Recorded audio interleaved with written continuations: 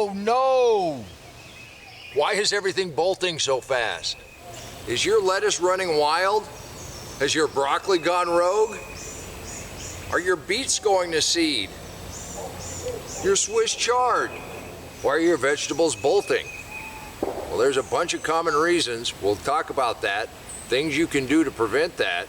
There's really only two reasons plants bolt.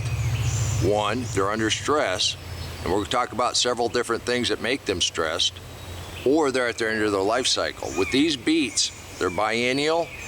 We left these over winter. We knew they were going to go to seed, but we wanted to collect these seeds. But when you've got a favorite variety and you're going to grow it for the first time and it bolts, it can be distressing. But here are some things you want to look out for. Two of the main reasons things bolt early is a major temperature change. In the winter, if you get a really warm day, it can kick them into thinking it's time to go ahead and flower. A string of warm days and it gets real cold and then warm again. Those are things you can't control. But also, if you've got a tilled up garden and it's bare and you get a lot of sun on that ground and that soil temperature gets really hot, that'll trigger them.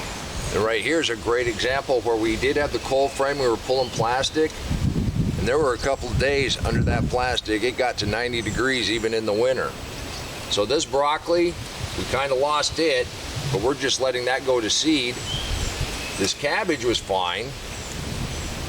Then in front, we've got this cauliflower that's doing really, really well.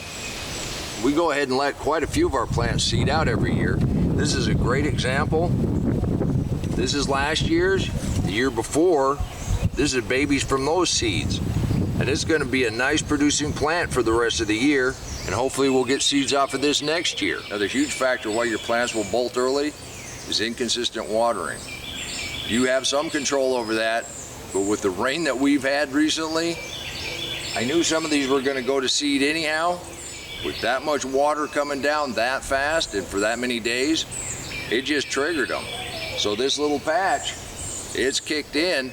They think it's they think it's the end of their life cycle. Genetic disposition is another huge factor. Brassicas especially, some varieties just bolt early. You got to be careful with that. Another major issue is nutrients.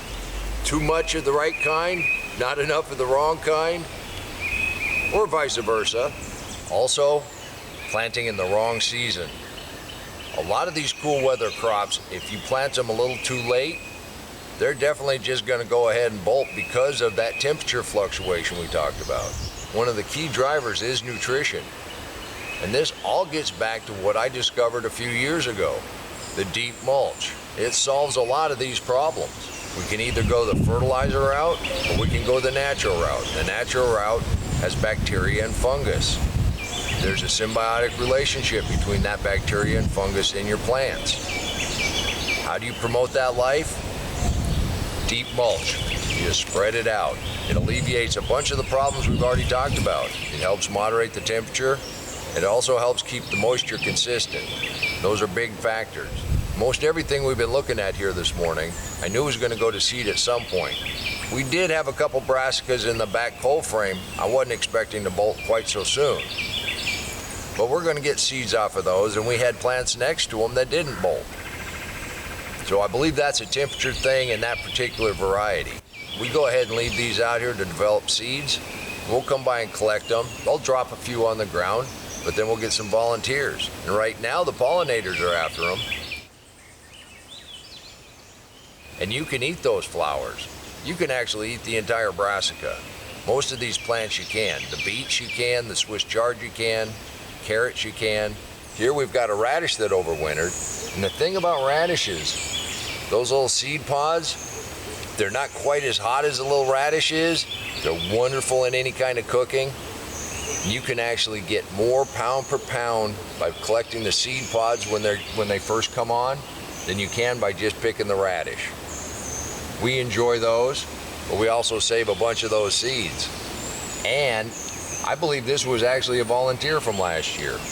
Even with all the challenges that you can have in your garden, you still want to try to grow what you like to eat. I think one of the main takeaways is the food that you like to eat, learn their habits, plant them at the right time, protect them, Make sure they've got the water and the nutrients they need. Some things are going to be out of your control.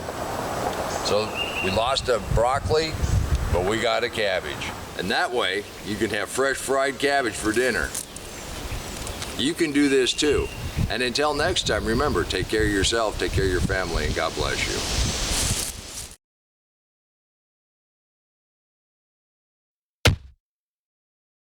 Come on, let's plant. Let's go plant garden.